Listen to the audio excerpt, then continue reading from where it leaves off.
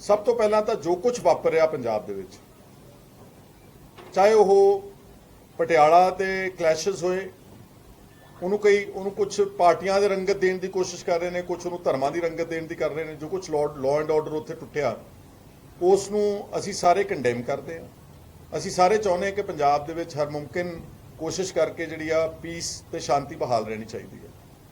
ਜਿਹੜਾ ਮੋਹਾਲੀ ਦੇ ਵਿੱਚ ਵੀ ਜਿਹੜਾ ਬਲਾਸਟ ਹੋਇਆ ਉਸ ਨੂੰ ਵੀ ਕੰਡੈਮ ਕਰਦੇ ਹਾਂ, ਔਰ ਜਿਹੜੇ ਅਸਲ ਗੁਨਾਹਗਾਰ ਨੇ, ਜਿਹੜੇ ਕਲਪ੍ਰਿਟਸ ਨੇ, ਉਹਨਾਂ ਨੂੰ ਸਜ਼ਾ ਮਿਲਣੀ ਚਾਹੀਦੀ।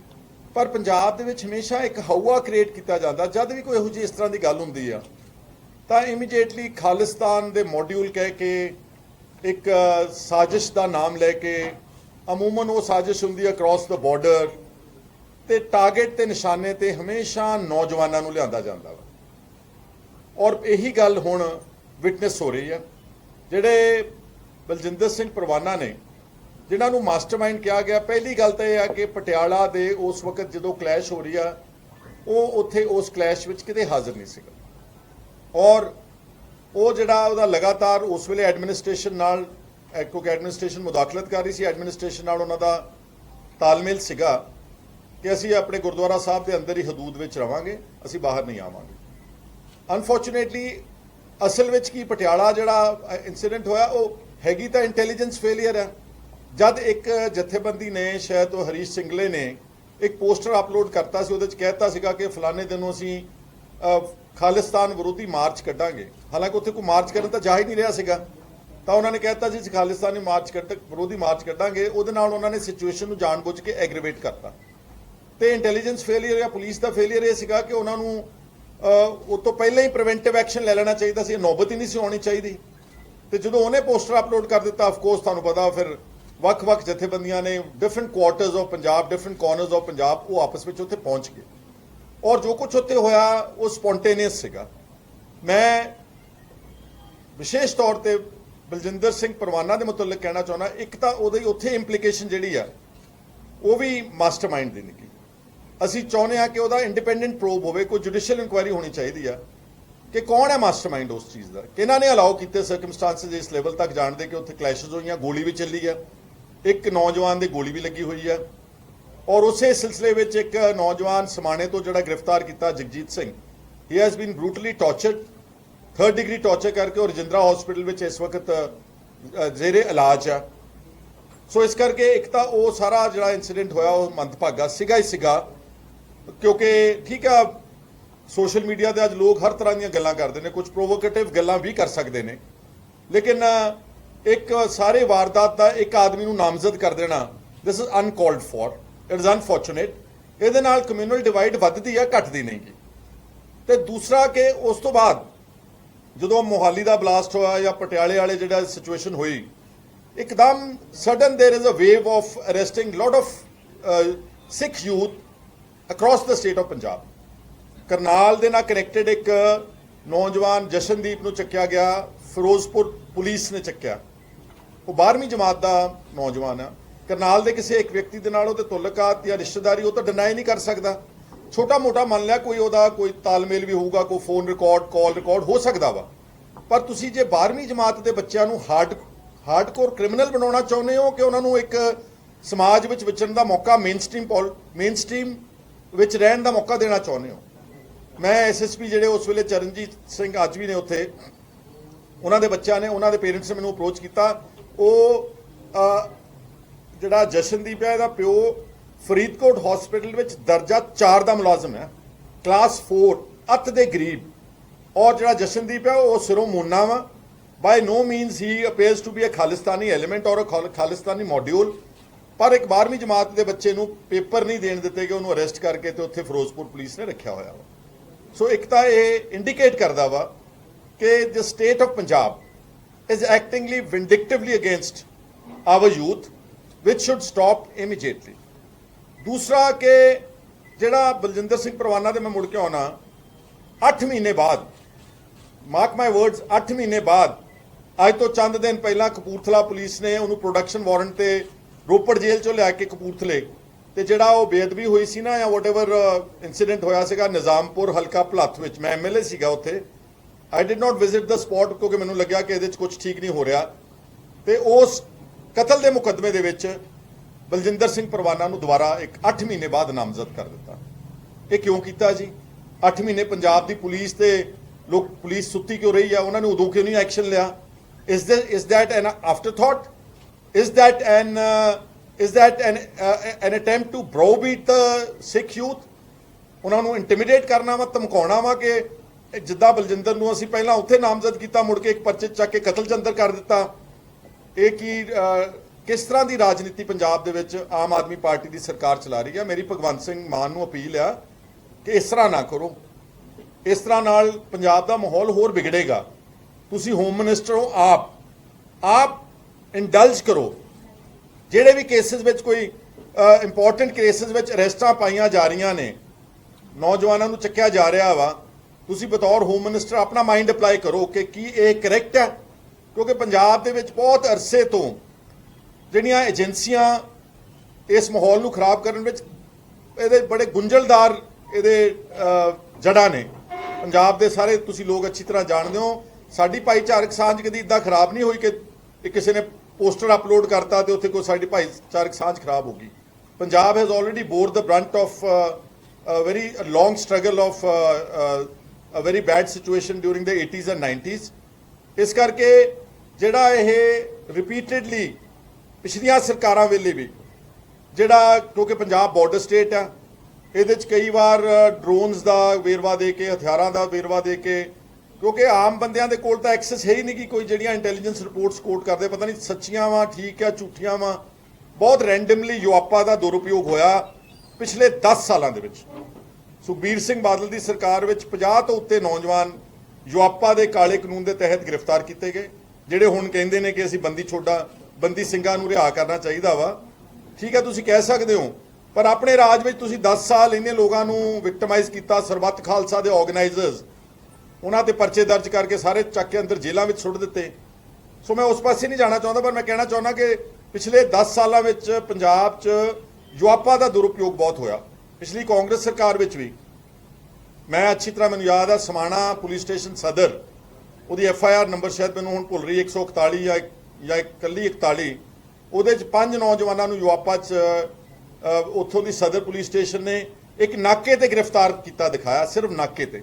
ਜਦ ਕਿ ਅਸਲੀਅਤ ਇਹ ਸੀ, ਜਦੋਂ ਮੈਨੂੰ ਕਾਲ ਆਈ, ਕਿਉਂਕਿ ਮੇਰੀ ਕਨਸਟੀਟੂਐਂਸੀ 'ਚ ਵੀ ਇੱਕ ਜੋਗਿੰਦਰ ਸਿੰਘ ਗੁੱਜਰ ਨਾਮੀ ਵਿਅਕਤੀ ਨੂੰ ਯੂਆਪਾ 'ਚ ਗ੍ਰਿਫਤਾਰ ਕੀਤਾ ਗਿਆ ਸੀਗਾ, ਔਰ ਉਹਦੇ ਤੇ ਸਵਾਏ ਲਿਟਰੇਚਰ ਤੋਂ, ਸਵਾਏ ਫੋਟੋਆਂ ਤੋਂ ਉਹਦੇ ਖਿਲਾਫ ਕੋਈ ਇਲਜ਼ਾਮ ਨਹੀਂ ਸੀਗਾ, ਸਿਰਫ ਫੋਟੋਆਂ ਦੇ ਆਧਾਰ ਤੇ ਹੀ ਹੈਡ ਕਮ ਫਰਮ ਇਟਲੀ, ਤੇ ਉਹਨੂੰ ਆਣ ਕੇ ਗ੍ਰਿਫਤਾਰ ਕਰਕੇ ਯੂਆਪਾ ਚੱਕਤਾ। ਬਟ ਐਨੀਵੇਜ਼ ਉਸ ਵਕਤ ਦੇ SSP ਸਤਿੰਦਰ ਸਿੰਘ ਵਾਸ ਫੇਅਰ ਇਨਫ ਕਿ ਉਹਨਾਂ ਨੇ ਇਨਕੁਆਇਰੀ ਕਰਕੇ ਤੇ ਉਹ ਜਿਹੜਾ ਯੂਆਪਾ ਦਾ ਕੇਸ ਸੀਗਾ ਉਹਦੇ 'ਚੋਂ ਉਸ ਨੂੰ ਰਾਹਤ ਮਿਲੀ ਆ। ਜਦੋਂ ਮੈਨੂੰ ਉੱਥੇ ਲੱਗਿਆ ਪਤਾ ਕਿ ਇਦਾਂ ਬਾਹਰੋਂ ਆਏ ਵਿਅਕਤੀ ਨੂੰ ਸਿਰਫ ਫੋਟੋਆਂ ਤੇ ਲਿਟਰੇਚਰ ਦੇ ਆਧਾਰ ਤੇ ਯੂਆਪਾ ਦਾ ਕਾਨੂੰਨ ਲਾਤਾ, ਦੈਨ ਮੈਨੂੰ ਪਟਿਆਲੇ ਵਾਲੀ FIR, ਮੈਂ ਤੇ ਡਾਕਟਰ ਗਾਂਧੀ ਜਿਹੜੇ ਮੈਂਬਰ ਪਾਰਲੀਮੈਂਟ ਸੀਗੇ, ਅਸੀਂ ਮੌਕੇ ਤੇ ਸਪੌਟ ਵਿਜ਼ਿਟ ਕੀਤੀ। ਸੇਰਾ ਪਿੰਡ ਇੱਕ ਰਾਜਪੁਰੇ ਦਾ, ਇੱਕ ਅਚਾਨਕ ਪਿੰਡ ਮਾਨਸਾ ਦਾ, ਇੱਕ ਨੌਜਵਾਨ ਲਵਪ੍ਰੀਤ ਸਿੰਘ ਸੀਗਾ ਕੈਥਲ ਪਿੰਡ ਦਾ, ਉਸ ਪਿੰਡ ਦਾ ਮੈਂ ਨਾਮ ਭੁੱਲ ਰਿਹਾ, ਬਿਲਕੁਲ ਹਰਿਆਣੇ ਦੇ ਬਾਰਡਰ ਤੇ ਸੀਗਾ, ਸਮਾਣੇ ਦੇ ਬਿਲਕੁਲ ਨਾਲ ਹੀ। ਤੇ ਇੱਕ ਮੁੰਡਾ ਸੀ ਮਜੀਠੇ ਦਾ ਤੇ ਇੱਕ ਮੁੰਡਾ ਸੀਗਾ ਨਵਾਂ ਸ਼ਹਿਰ ਦਾ। ਅਸੀਂ ਜਦੋਂ ਇਹਨਾਂ ਦੇ ਘਰਾਂ ਵਿੱਚ ਜਾ ਕੇ ਦੇਖਿਆ, ਅੱਤ ਦੇ ਗਰੀਬ ਲੋਕ ਸੀਗੇ। ਜਿਹੜਾ ਸੇਰਾ ਪਿੰਡ ਦਾ ਨੌਜਵਾਨ ਸੀਗਾ ਉਹ ਇੱਕ ਕੰਬਾਈਨ ਹਾਰਵੈਸਟਰ ਤੇ ਦਿਹਾੜੀਆਂ ਕਰਦਾ ਸੀਗਾ। ਪਿੰਡ ਵਾਲਿਆਂ ਨੇ, ਪੰਚਾਇਤ ਨੇ, ਸਰਪੰਚ ਹਲੇ ਵੀ ਮੇਰੀ ਅਗਰ ਗੱਲ ਸੁਣਦਾ ਦੇਖਦਾ ਹੀ ਹੋਣਾ, ਪਿੰਡ ਵਾਲਿਆਂ ਨੇ ਕਿਹਾ, ਸੀ ਪਿੰਡ ਗਏ ਮੌਕੇ ਤੋਂ, ਉਹਨੇ ਕਿਹਾ ਜੀ ਸਾਡੀ ਹਾਜ਼ਰੀ 'ਚ ਪਟਿਆਲਾ ਸਦਰ ਦੀ ਪੁਲਿਸ ਸਟੇਸ਼ਨ ਦੇ ਲੈ ਕੇ ਗਈ ਕਿ ਸਾਨੂੰ ਨੌਜਵਾਨ ਚਾਹੀਦਾ ਸੀ, ਤੋਂ ਪੁੱਛਗਿੱਛ ਕਰਨੀ ਹੈ, ਤੇ 3 ਦਿਨ ਬਾਅਦ ਪੜਿਆ ਕਿ ਉਹਦੀ ਗ੍ਰਿਫਤਾਰੀ ਕਿਸੇ ਨਾਕੇ ਤੋਂ ਦਿਖਾ ਦਿੱਤੀ ਹੈ।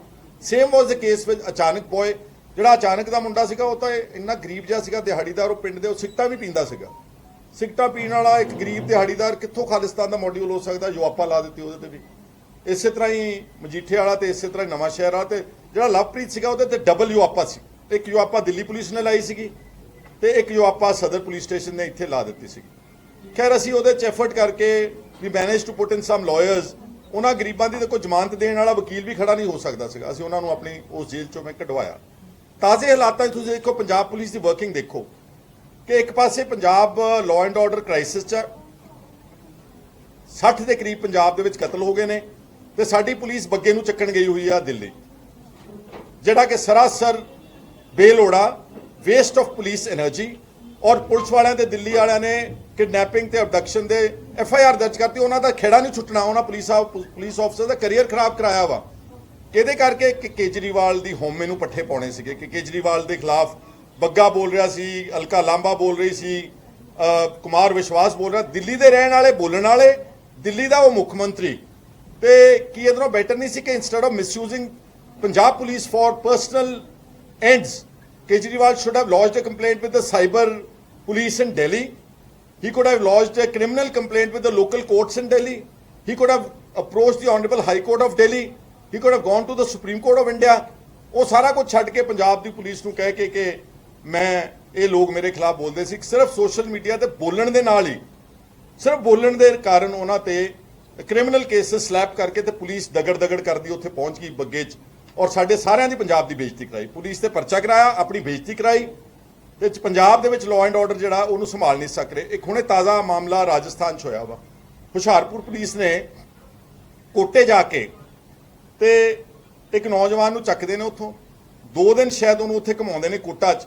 ਸਾਰੇ ਹੋਟਲਸ ਦੀ CCTV ਫੁਟੇਜ ਆ ਜਾਂਦੀ ਆ, ਔਰ ਜਿਹੜੇ ਢਾਬਿਆਂ ਤੇ ਖਾਣਾ ਖਾ ਕੇ ਜਦੋਂ ਪੰਜਾਬ ਲੈ ਕੇ ਆ ਰਹੇ ਉਹ ਫੁਟੇਜ ਆ ਜਾਂਦੀ ਆ, ਜਿੰਨੇ ਟੋਲ ਪਲਾਜ਼ਾ ਚੁਣਨਗੇ ਉਹਦੀ ਫੁਟੇਜ ਆ ਜਾਂਦੀ ਆ, ਤੇ ਮੁੜ ਕੇ ਹੁਸ਼ਿਆਰਪੁਰ ਦਿਖਾ ਦਿੰਦੇ ਕਿ ਹੁਸ਼ਿਆਰਪੁਰ ਦੇ ਫਲਾਣੇ ਨਾਕੇ ਤੋਂ ਇਸ ਹਰਨੂਰ ਸਿੰਘ ਦੀ ਅਸੀਂ ਗ੍ਰਿਫਤਾਰੀ ਕੀਤੀ, ਪਤਾ ਨਹੀਂ ਕਿੰਨਾ NDPS ਦਾ ਮਾਲ ਮਿਲਿਆ ਵਾ।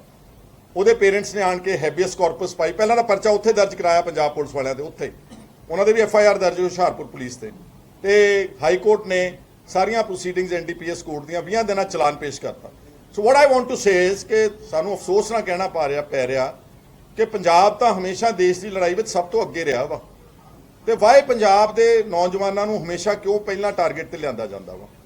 ਇਹਨਾਂ ਸਾਰੇ ਜਿਹੜੇ ਮਸਲੇ ਹੋਏ ਨੇ, ਖਾਸ ਤੌਰ ਤੇ 2 ਜਿਹੜੇ ਮਸਲੇ, ਇਹਦੇ ਤੇ ਅਸਲ ਵਿੱਚ ਪੰਜਾਬ ਸਰਕਾਰ ਨੂੰ ਪ੍ਰੋਪਰ ਵਾਈਟ ਪੇਪਰ ਜਾਰੀ ਕਰਨਾ ਚਾਹੀਦਾ ਵਾ। ਇਹ ਨਹੀਂ ਕਿ ਸਾਨੂੰ ਖੁਫੀਆ ਸੋਰਸਸ ਤੋਂ ਇਤਲਾਹ ਮਿਲੀ। ਤੁਹਾਨੂੰ ਸਾਰੇ ਖੁਫੀਆ ਸੋਰਸਸ ਦਾ ਪਤਾ ਨਾ ਕਿ ਕਿਹੜੀਆਂ ਖੁਫੀਆ ਸੋਰਸਸ ਹੁੰਦੇ ਨੇ। ਹੁਣ security the issue I'm just ਥੋੜਾ ਸਾਈਡ ਤੇ ਹੋ ਰਿਹਾ, ਪਰ ਮੈਂ ਤੁਹਾਨੂੰ ਵਰਕਿੰਗ ਦੱਸਣ ਲੱਗਿਆ। ਹੁਣ ਸਾਰੇ ਵੱਡੇ ਸਾਬਕਾ ਚੀਫ ਮਿਨਿਸਟਰਸ ਤੇ MLA ਦੀ ਸਿਕਿਉਰਿਟੀਆਂ ਘਟਾਈਆਂ ਉਹਨਾਂ ਨੇ।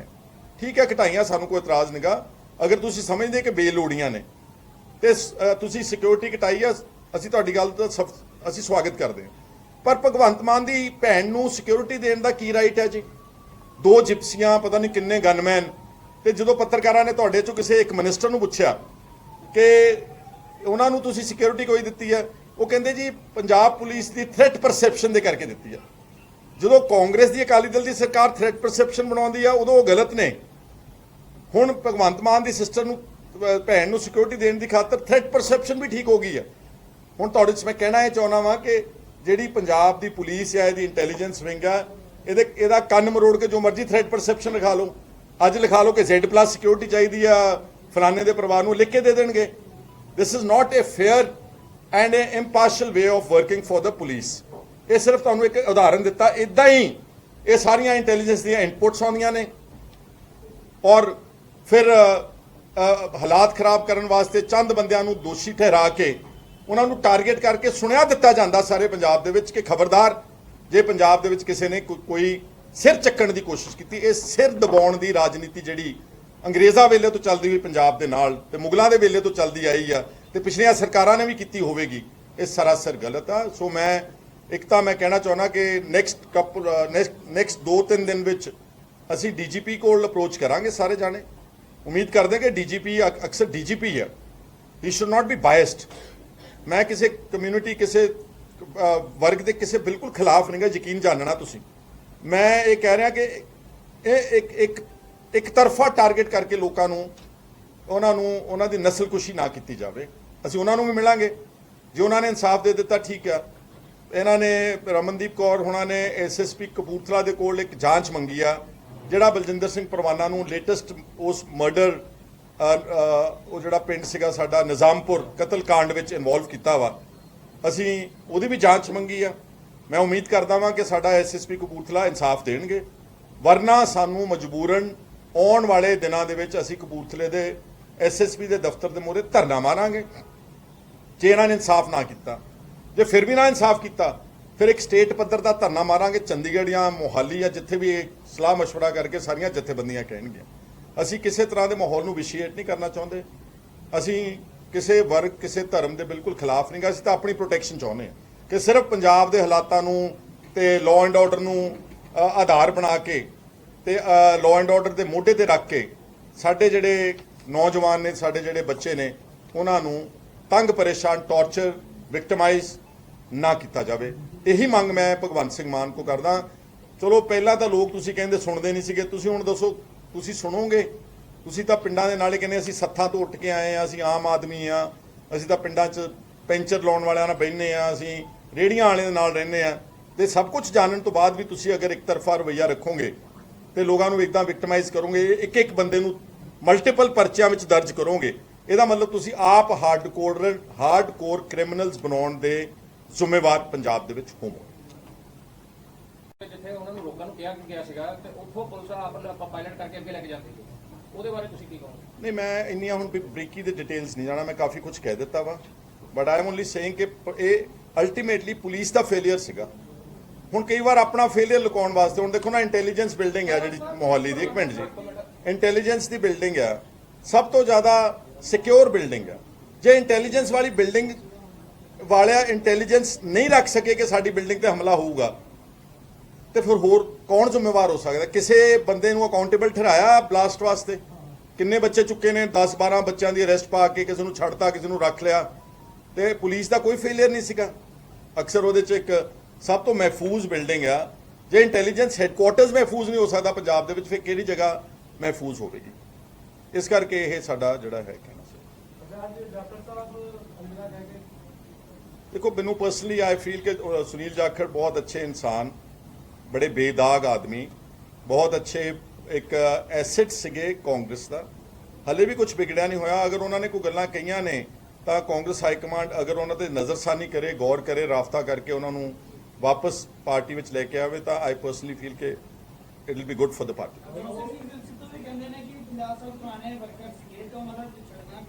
ਨਹੀਂ, ਮੈਂ ਤਾਂ ਕਹਿ ਰਿਹਾ ਕਿ ਮੰਦਭਾਗੀ ਗੱਲ ਹੈ ਜੀ। ਆਈ ਐਮ ਨਾਟ, ਇਹ ਕੋਈ ਖੁਸ਼ੀ ਮਨਾਉਣ ਵਾਲੀ ਗੱਲ ਨਹੀਂ ਜੀ।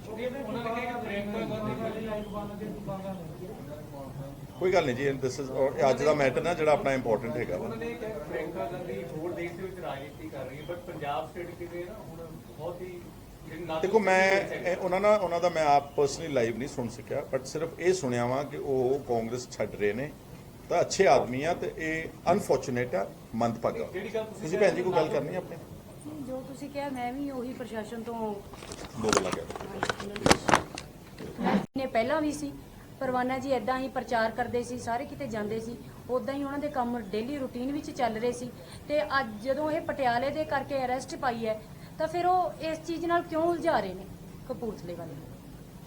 ਇਸ ਚੀਜ਼ ਲਈ ਮੈਂ ਜ਼ਰੂਰ ਕਹਿੰਦੀ ਹਾਂ ਵੀ ਸਾਨੂੰ ਇਨਸਾਫ ਮਿਲੇ। ਇੱਕ ਜਿਹੜੀ ਗੱਲ ਮੈਂ ਕਹਿ ਰਿਹਾ ਸੀ ਇੰਟੈਲੀਜੈਂਸ ਦੀ, ਕੋਈ ਕਤਲ ਹੋ ਗਿਆ, ਕੋਈ ਅੱਗ ਲੱਗ ਗਈ, ਕੋਈ ਕਲੈਸ਼ ਹੋ ਗਿਆ, ਕੋਈ ਬੰਬ ਡਿੱਗ ਗਿਆ, ਕੋਈ ਡਰੋਨ ਆ ਗਿਆ। ਹੁਣ ਪੁਲਿਸ ਦੇ ਖਿਲਾਫ ਇੱਕਦਮ ਨੈਸ਼ਨਲ ਲੈਵਲ ਚੈਨਲਸ ਤੋਂ ਲੈ ਕੇ ਥੱਲੇ ਤੱਕ ਇੱਕ ਆਵਾਜ਼ ਉੱਠਣੀ ਹੋ ਜਾਂਦੀ ਕਿ ਦੇਸ਼ ਦੀ ਏਕਤਾ ਤੇ ਅਖੰਡਤਾ ਤੇ ਹਮਲਾ ਹੋ ਗਿਆ। ਕੋਈ ਝੰਡੇ ਲੱਗੇ ਸੀ ਖਾਲਿਸਤਾਨ ਦੇ ਉੱਥੇ ਵਿਧਾਨ ਸਭਾ 'ਚ, ਹਿਮਾਚਲ 'ਚ, ਤੇ ਮੇਰਾ ਖਿਆਲ ਐਡਾ ਸ਼ੋਰ ਮਚਿਆ ਸਾਰੇ ਦੇਸ਼ ਦੇ ਵਿੱਚ, ਐਡਾ ਸ਼ੋਰ ਮਚਿਆ। ਤੇ ਮੈਂ ਪੁੱਛਣਾ ਚਾਹੁੰਦਾ ਕਿ ਦੇਸ਼ ਦੀ ਅਖੰਡਤਾ ਤੇ ਏਕਤਾ ਐਡੀ ਕਮਜ਼ੋਰ ਆ ਕਿ ਇੱਕ ਦੋ ਝੰਡੇ ਲੱਗ ਗਏ ਤੇ ਉਹਦੇ ਨਾਲ ਟੁੱਟ ਚੱਲਿਆ ਭਾਰਤ? ਯਾਰ ਏਦਾਂ ਤਾਂ ਨਹੀਂ ਕਮਜ਼ੋਰ ਸਾਡਾ ਦੇਸ਼। ਉਹਦੇ ਮੁਕਾਬਲੇ ਤੇ ਕਿੰਨੇ ਸੀਰੀਅਸ ਇਸ਼ੂਜ਼ ਆ ਰਹੇ ਨੇ, ਰੇਪ ਦੇ ਇੰਡੀਆ 'ਚ, ਉੱਤਰ ਪ੍ਰਦੇਸ਼ ਵਰਗੀ ਸਟੇਟ ਦੇ ਵਿੱਚ, ਲਾਅ ਐਂਡ ਆਰਡਰ ਦੇ ਕਿੰਨੇ ਸੀਰੀਅਸ ਇਸ਼ੂਜ਼, ਕੋਈ ਉਠਾਉਂਦਾ ਹੀ ਨਹੀਂਗਾ। ਸਾਡੇ ਪੰਜਾਬ ਦੇ ਵਿੱਚ ਨਿਤ ਦਿਨ ਕਿਸਾਨ ਆਤਮ ਹੱਤਿਆ ਕਰ ਰਹੇ ਨੇ, ਹਜ਼ਾਰਾਂ ਦੀ ਤਾਦਾਦ ਵਿੱਚ ਕਿਸਾਨਾਂ ਨੇ ਆਤਮ ਹੱਤਿਆ, ਕਦੀ ਕਿਸੇ ਨੇ ਨੈਸ਼ਨਲ ਸਟੋਰੀ ਬਣਾਈ ਹੀ ਨਹੀਂ ਗਈ। ਬਹੁਤ ਰੋਜ਼ ਡਰੱਗਸ ਨਾਲ ਮੌਤਾਂ ਹੋ ਰਹੀਆਂ ਨੇ, ਕਿਸੇ ਨੇ ਨੈਸ਼ਨਲ ਸਟੋਰੀ ਬਣਾਈ ਨਹੀਂ ਗਈ। ਪਰ ਇੱਕ ਮਾੜਾ ਜਿਹਾ ਕੋਈ ਨਾਰਾ ਲਾ ਦਿੰਦਾ, ਕੋਈ ਝੰਡਾ ਲਾ ਦਿੰਦਾ, ਉਹਦੇ ਨਾਲ ਬੜਾ ਜ਼ਿਆਦਾ ਸ਼ੋਰ ਮਚਦਾ। ਔਰ I am grateful to the honourable supreme court of India, ਜਿਹੜਾ ਕਲੋਨੀਅਲ ਲਾਅ ਸੈਡੀਸ਼ਨ ਦਾ 124 ਦਾ ਇੰਨੇ ਸਾਲ ਦੁਰਉਪਯੋਗ ਹੋਇਆ। ਮੇਰੇ ਪਿਤਾ ਜੀ ਨੂੰ ਡਿਟੇਨ ਕੀਤਾ, ਤੁਹਾਨੂੰ ਤਾਂ ਤੁਸੀਂ ਹਲੇ ਕਈ ਜਾਣੇ ਬਾਅਦ ਚ ਆਏ ਹੋਵੋਗੇ, ਉਮਰਾਂ ਵੀ ਛੋਟੀਆਂ ਨੇ। ਉਦੋਂ ਹਾਂਜੀ ਨੈਸ਼ਨਲ ਸਿਕਿਉਰਿਟੀ ਐਕਟ ਲਾਉਂਦੇ ਸੀ, ਕਿ ਮੇਰੀ ਗੱਲ ਸੁਣਿਓ ਧਿਆਨ ਨਾਲ। ਉਦੋਂ 80 ਦੇ ਦਹਾਕੇ ਵਿੱਚ NSA ਲਾਉਂਦੇ ਸੀ, ਨੈਸ਼ਨਲ ਸਿਕਿਉਰਿਟੀ ਐਕਟ। ਸਿਰਫ ਉਦੋਂ ਕੀ ਰੌਲਾ ਸੀਗਾ, ਜਿੱਦਾਂ ਹੁਣ ਕਰਦੇ ਨੇ, ਇੱਕ ਇੰਟੈਲੀਜੈਂਸ ਰਿਪੋਰਟ ਚਾਹੀਦੀ ਸੀ। ਇੱਕ ਪੁਲਿਸ ਦੇ ਸਬ ਇੰਸਪੈਕਟਰ ਇੰਸਪੈਕਟਰ ਤੋਂ ਲੈ ਲੈਂਦੇ ਸੀ ਕਿ ਸਰਦਾਰ ਸੁਖਜਿੰਦਰ ਸਿੰਘ ਨੇ ਇੱਕ ਮਨਸੂਬਾ ਬਣਾ ਲਿਆ, ਫਲਾਣੇ ਘਰ 'ਚ ਮੀਟਿੰਗ ਕੀਤੀ ਬੈਠ ਕੇ, ਤੇ ਦੇਸ਼ ਨੂੰ ਤੋੜਨ ਦਾ ਤੇ ਪਤਾ ਨਹੀਂ ਕੀ ਜੰਗ ਲਾਉਣ ਦਾ ਮਨਸੂਬਾ ਬਣਾ ਲਿਆ, ਇਸ ਲਈ ਅਸੀਂ ਇਹਨਾਂ ਨੂੰ ਨੈਸ਼ਨਲ ਸਿਕਿਉਰਿਟੀ ਐਕਟ NSA 'ਚ ਗ੍ਰਿਫਤਾਰ ਕਰਦੇ ਹਾਂ। ਔਰ ਗ੍ਰਿਫਤਾਰ ਕਰਕੇ ਦੇਸ਼ ਦੀਆਂ ਵੱਖ-ਵੱਖ ਜੇਲ੍ਹਾਂ 'ਚ ਲੈ ਜਾਂਦੇ ਸੀ। ਮੇਰੇ ਪਿਤਾ ਜੀ ਨੇ ਔਰ ਬਾਕੀ ਵੀ ਲੀਡਰਸ ਨੇ ਉਸ ਵਕਤ ਦੇ, ਵਡਾਲਾ ਸਾਹਿਬ ਨੇ, mister Dhindsa also, even mister Parkash Singh Badal, ਜਥੇਦਾਰ ਗੁਰਚਰਨ ਸਿੰਘ ਟੌੜਾ, ਕਿੱਥੇ ਕਿੱਥੇ ਰੱਖਦੇ ਸੀ। ਅਗਰਤਲਾ ਪੂਰੇ 365 ਦਿਨ ਕੱਟੇ ਨੇ ਇਨ ਤ੍ਰਿਪੁਰਾ ਸਟੇਟ, ਕਿਉਂਜਰ ਇਨ ਉੜੀਸਾ, ਹਜ਼ਾਰੀਬਾਗ ਇਨ ਬਿਹਾਰ, ਫਤਿਹਪੁਰ ਸਿਕਰੀ ਇਨ ਯੂਪੀ, ਅੰਬਾਲਾ ਜੇਲ੍ਹ, ਦਿੱਲੀ ਦੀ ਤਿਹਾੜ ਜੇਲ੍ਹ, ਬੁੜੈਲ ਜੇਲ੍ਹ, ਇਹ ਸਾਰੀਆਂ ਐਨਐਸਸੀ ਦੀਆਂ ਡਿਟੈਂਸ਼ਨ ਸੀਗੀਆਂ। ਔਰ ਕੀ ਸੀਗਾ ਕਿ ਇੱਕ ਐਡਵਾਈਜ਼ਰੀ ਕਮੇਟੀ ਬਣਦੀ ਸੀ 3 ਬੰਦਿਆਂ ਦੀ, ਰਿਟਾਇਰਡ ਜੱਜਸ ਦੀ। ਤੁਸੀਂ ਐਡਵਾਈਜ਼ਰੀ ਕਮੇਟੀ ਤੋਂ ਨੂੰ ਬਾਈਪਾਸ ਕਰਕੇ ਸਿੱਧਾ ਹਾਈ ਕੋਰਟ ਵੀ ਨਹੀਂ ਜਾ ਸਕਦੇ ਸੀਗੇ, ਤੇ ਐਡਵਾਈਜ਼ਰੀ ਕਮੇਟੀ ਤੁਹਾਡੇ 365 ਦਿਨ ਲੰਘਾ ਦਿੰਦੀ ਸੀਗੀ, ਤੇ ਉਸ ਤੋਂ ਬਾਅਦ ਇਨਫੈਕਸ਼ਸ ਹੋ ਜਾਂਦਾ ਸਾਰਾ ਕੁਝ ਕਿ ਤੁਸੀਂ 365 ਦਿਨਾਂ ਬਾਅਦ ਵੈਸੇ ਹੀ ਉਹ ਕਹਿੰਦੇ ਜਿਹੜੀ ਡਿਟੈਂਸ਼ਨ ਹੈ ਖਤਮ ਹੋ ਗਈ ਆ। ਇਹ ਐਨ ਉਸੇ ਤਰ੍ਹਾਂ ਹੀ ਇੰਟੈਲੀਜੈਂਸ ਸੋਰਸਿਸ, ਇਹ ਪੁਰਾਣਾ ਹੀ ਚੱਲਿਆ ਹੁੰਦਾ। ਬੰਦਾ ਪਤਾ ਨਹੀਂ ਕਿੱਥੋਂ ਚੱਕਦੇ ਨੇ, ਫੜਿਆ ਨਾਕੇ ਤੋਂ ਜਾਂਦਾ। 95-98% FIR ਚੈੱਕ ਕਰ ਲਓ ਪੁਲਿਸ ਦੀਆਂ, ਨਾਕਿਆਂ ਤੋਂ ਫੜੇ ਜਾਣਗੇ ਬੰਦੇ ਪੱਕੇ। ਮਤਲਬ ਐਡੀ ਸੂਝਵਾਨ ਪੁਲਿਸ ਹੈ, ਉਹਨੂੰ ਪਤਾ ਹੁੰਦਾ ਕਿ ਬੰਦੇ ਆ ਰਹੇ ਨੇ, ਅਸੀਂ ਨਾਕੇ ਤੇ ਖੜੇ ਆ, ਅਸੀਂ ਹੁਣ ਇਹਨਾਂ ਨੂੰ ਇੰਨੀ RDX ਫੜ ਲਈ, ਇੰਨੇ ਪਿਸਤੌਲ ਫੜ ਲਏ, ਇੰਨੀ ਸਮਗਰੀ ਫੜ ਲਈ, ਇਹ ਫੜੇ ਗਏ ਨੇ। ਜਿਹੜੇ ਕ੍ਰਿਮੀਨਲਸ ਆ ਹਾਰਡਨਡ, ਉਹ ਨਾਕਿਆਂ ਤੋਂ ਫੜੇ ਜਾਂਦੇ ਨੇ, ਉਹਨਾਂ ਨੂੰ ਕਿੰਨੇ 100 ਰਾਹ ਹੋਰ ਪਤਾ ਹੁੰਦੇ ਨੇ। ਲੋਕੀ ਤਾਂ ਦੇਸ਼ ਦੀ ਸਾਰੀਆਂ ਵੱਡੀਆਂ ਵੱਡੀਆਂ ਸਿਕਿਉਰਿਟੀ ਏਜੰਸੀਜ਼ ਨੂੰ ਬਾਈਪਾਸ ਕਰਕੇ ਪਤਾ ਨਹੀਂ ਕਿੱਧਰੋਂ ਨੇਪਾਲ ਨੂੰ ਪੂਲ ਵਾਲ ਦੀ ਆਉਂਦੇ ਜਾਂਦੇ ਨੇ, ਪਤਾ ਲੱਗਦਾ ਕਿਸੇ ਨੂੰ। ਨਾਕਿਆਂ ਤੇ ਤਾਂ ਸ਼ਰੀਫ ਬੰਦੇ ਫੜੇ ਜਾਂਦੇ ਨੇ ਜਿਨ੍ਹਾਂ ਨੂੰ ਪਤਾ ਨਹੀਂ ਹੁੰਦਾ। ਇਸ ਕਰਕੇ ਇਹ ਮੇਰਾ ਤਾਂ ਸਿਰਫ ਇੱਕ ਮੰਗ ਆ ਕਿ ਦੇਖੋ ਸਰਕਾਰ ਬਦਲੀ ਆ, ਮੈਂਡੇਟ ਆਇਆ ਬਹੁਤ ਵੱਡਾ। ਜੇ ਤੁਸੀਂ ਪੁਰਾਣੀਆਂ ਰਵਾਇਤੀ ਸਰਕਾਰਾਂ ਵੱਲੋਂ ਮੰਗੂ, ਪੁਲਿਸ ਵਾਲਿਆਂ ਦੇ ਕਹਿਣ ਤੇ, ਇਹਨਾਂ ਦੀਆਂ ਕਹਾਣੀਆਂ ਸਾਰੀਆਂ ਸੱਚੀਆਂ ਮੰਨ ਕੇ ਚੱਲੀ ਚੱਲੋਗੇ, ਸਾਨੂੰ ਤਾਂ ਕੋਈ ਇਤਰਾਜ਼ ਨਹੀਂਗਾ, ਲੇਕਿਨ ਵਾਤਾਵਰਨ ਪੰਜਾਬ ਦਾ ਇਦਾਂ ਕਦੀ ਇੰਪਰੂਵ ਨਹੀਂ ਕਰੇਗਾ। ਵੀਡੀਓ ਨੂੰ ਪੁਲਿਸ ਦੇ ਵੱਲੋਂ ਇੱਕ ਆਧਾਰ ਬਣਾਇਆ ਗਿਆ, ਜਿਹੜੀ ਪਰਵਾਨਾ ਜੀ ਵੱਲੋਂ ਜਿਹੜੀ ਸੋਸ਼ਲ ਮੀਡੀਆ ਤੇ ਇੱਕ ਵੀਡੀਓ ਪਾਈ ਗਈ ਸੀ, ਕਹਿੰਦੇ ਕਿ ਉਹ ਵੀਡੀਓ ਤੋਂ ਜਿਹੜਾ ਭੜਕਾਇਆ ਗਿਆ ਕਿ ਨੌਜਵਾਨਾਂ। ਦੇਖੋ, ਭੜਕਾਉਣਾ ਇੱਕ ਗੱਲ ਆ, ਮਾਸਟਰਮਾਈਂਡ ਹੋਣਾ। ਮਾਸਟਰਮਾਈਂਡ ਮੀਨਸ ਕਿ ਸਾਰਾ ਕੁਝ ਮੈਂ ਹੀ ਕੀਤਾ ਵਾ, ਸਾਰਾ ਜੋ ਕਮਰੇ ਵਿੱਚ ਇਸ ਵੇਲੇ ਤੁਸੀਂ 50 ਬੰਦੇ ਬੈਠੇ ਹੋ, ਤੁਹਾਨੂੰ ਸਾਰਿਆਂ ਨੂੰ ਪੜਾਉਣ ਸਿਖਾਉਣ ਕਰਨ ਦਾ। ਸੋਸ਼ਲ ਮੀਡੀਆ ਤੇ ਤਾਂ ਇਹ ਤੋਂ ਜ਼ਿਆਦਾ ਕਈ ਗੁਣਾ ਪ੍ਰੋਵੋਕੇਟਿਵ ਸਪੀਚਸ ਲੋਕ ਦਿੰਦੇ ਨੇ। ਅੱਜ ਹੀ ਮੇਰੇ ਖਿਲਾਫ ਇੱਕ ਆਮ ਆਦਮੀ ਪਾਰਟੀ ਦਾ ਕੋਈ ਚਗੜ ਹੈਗਾ, ਦਲਵੀਰ ਸਿੰਘ, ਪਤਾ ਨਹੀਂ ਕਿੱਥੇ ਰਹਿੰਦਾ, ਹੁਣ ਮੈਂ ਚੰਗਾ ਤਾਂ ਨਹੀਂ ਲੱਗਦਾ, ਉਹਨੇ ਮੇਰੇ ਖਿਲਾਫ ਗਾਲ ਲਿਖੀ ਹੈ। ਗਾਲ ਕੀ ਹੁੰਦੀ ਮੈਂ ਸੁਣਾ ਦਿਆਂ, ਗਾਲ ਬੋਲਦਿਆਂ ਭੈਣਾਂ ਬੈਠੀਆਂ ਨੇ, ਨਹੀਂ ਬੋਲਣਾ ਗਾਲ। ਇਹਨਾਂ ਦੇ ਬੰਦੇ ਗਾਲਾਂ ਕੱਢਦੇ ਨੇ ਉੱਥੇ ਸੋਸ਼ਲ ਮੀਡੀਆ ਦੇ ਉੱਤੇ। Is that not offence? ਪਰ ਉਹਨਾਂ ਦੇ ਖਿਲਾਫ ਕੁਝ ਨਹੀਂ ਕਰਨਗੇ ਕਿਉਂਕਿ ਸਰਕਾਰ ਇਹਨਾਂ ਦੀ ਆ, ਪੁਲਿਸ ਇਹਨਾਂ ਦੀ ਆ।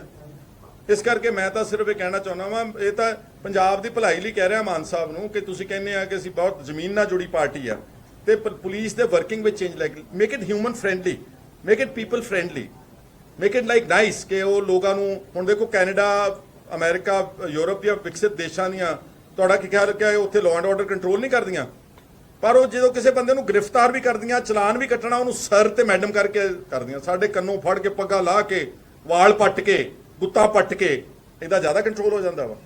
ਅੱਧਾ ਦਾ ਇੱਥੇ ਸਾਰਾ ਮਾਹੌਲ ਸਰਕਾਰਾਂ ਨੇ ਆਪ ਹੀ ਖਰਾਬ ਕੀਤਾ ਹੋਇਆ ਸਾਰੇ। ਖੈਰਾ ਸਾਹਿਬ, ਜਿਹੜੇ ਕਿ ਹਲਕਾ ਇੰਚਾਰਜ ਆ ਆਮ ਆਦਮੀ ਪਾਰਟੀ ਦੇ, ਉਹਨਾਂ ਨੇ ਕੱਲ ਪ੍ਰੈਸ ਕਾਨਫਰੰਸ ਦੇ ਕਰਕੇ ਉਹਨਾਂ ਨੇ ਕਲੇਮ ਕੀਤਾ ਕਿ ਖੈਰਾ ਸਾਹਿਬ ਨੇ ਈਡੀ ਨੂੰ 2 ਕਰੋੜ ਰੁਪਈਆ ਦਿੱਤਾ ਆਪਣੇ।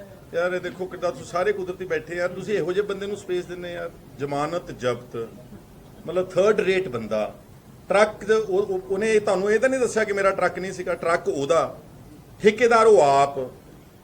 ਕਣਕ ਦੀ ਢੋਆ ਢਵਾਈ ਦੇ ਵਿੱਚ ਉਹਦੇ ਸਟਾਫ ਬਾਰੇ ਬੋਰੀਆਂ ਲਾ ਕੇ ਚੋਰੀ ਕਰਦੇ ਹੋਏ ਸੋਸ਼ਲ ਮੀਡੀਆ ਤੇ ਫੜੇ ਗਏ ਨੇ। ਤੇ ਉਹ ਮੇਰੇ ਖਿਲਾਫ ਇੱਕ ਪਤਾ ਨਹੀਂ, ਇੱਕ ਮਿੰਟ ਜੀ, ਮੇਰੇ ਖਿਲਾਫ ਉਹ ਕਹਿ ਰਿਹਾ ਸੀ, ਮੈਂ ਸੁਣ ਰਿਹਾ ਸੀ ਕਿਸੇ ਤੋਂ, ਮੈਨੂੰ ਆਪ ਨਹੀਂ ਮੈਂ ਦੇਖਦਾ ਇਹੋ ਜਿਹੇ 3rd ਰੇਟ ਬੰਦੇ ਦੀ ਗੱਲ ਕੋਈ। ਉਹ ਕਹਿੰਦੇ ਸੀ ਜੇ ਇਹਦੇ ਤੇ 9 ਪਰਚੇ ਆ। ਉਹ ਤੁਸੀਂ ਜਦੋਂ ਇੱਥੇ ਬੈਠਾ ਉਹਨਾਂ ਨੂੰ ਪੁੱਛੋ, ਦੱਸੋ 9 ਕਿਹੜੇ ਨੇ? ਮੈਂ ਇਲੈਕਸ਼ਨ ਲੜਦਾ ਵਾਂ, ਮੇਰੀ 6ਵੀਂ ਇਲੈਕਸ਼ਨ ਹੈ, ਮੈਂ ਇਲੈਕਸ਼ਨ ਐਫੀਡੇਵਿਟ ਫਾਈਲ ਕਰਦਾ। ਤੁਹਾਨੂੰ ਕੱਲ ਮੈਂ ਐਫੀਡੇਵਿਟ ਦੀ ਕਾਪੀ ਭੇਜਤੀ ਸੀ WhatsApp ਤੇ। ਮੇਰੇ ਖਿਲਾਫ ਜੋ ਮੁਕੱਦਮੇ ਨੇ, ਜਿਹੜਾ ਉਹ 15 ਦਾ ਪਰਚੇ ਦੀ ਦਰਜ ਕਰਦਾ, ਉਹੀ ਤਾਂ ਈਡੀ ਦਾ ਆਫੈਂਸ ਬਣਾਇਆ ਉਹਨਾਂ ਨੇ, ਸ਼ਡਿਊਲਡ ਅਫੈਂਸ ਉਹੀ ਤਾਂ ਹੈ। ਔਰ ਉਹ 2015 ਦੇ ਜਿਹੜੇ ਪਰਚੇ ਦੀ ਗੱਲ ਕਰਦੇ, ਉਹ ਸੁਪਰੀਮ ਕੋਰਟ ਆਫ ਇੰਡੀਆ ਨੇ ਸਟੇ ਕੀਤਾ ਹੋਇਆ ਵਾ। ਅੱਜ ਤੱਕ ਸਟੇਡ ਆ ਕੇਸ, ਉਹਦੀ ਟ੍ਰਾਇਲ ਨਹੀਂ ਚੱਲ ਸਕਦੀ। ਇੱਕ FIR ਹੋਰ ਆ। ਹੁਣ ਸੁਣੋ ਪਰਚੇ ਕਿੱਦਾਂ ਹੁੰਦੇ ਪੋਲੀਟੀਕਲ ਬੰਦਿਆਂ ਤੇ, ਐਵੇਂ ਬਣਾਇਆ ਹੋਊਗਾ ਕਿ MLA MP ਪਤਾ ਨਹੀਂ ਕੀ ਗੁਨਾਹ।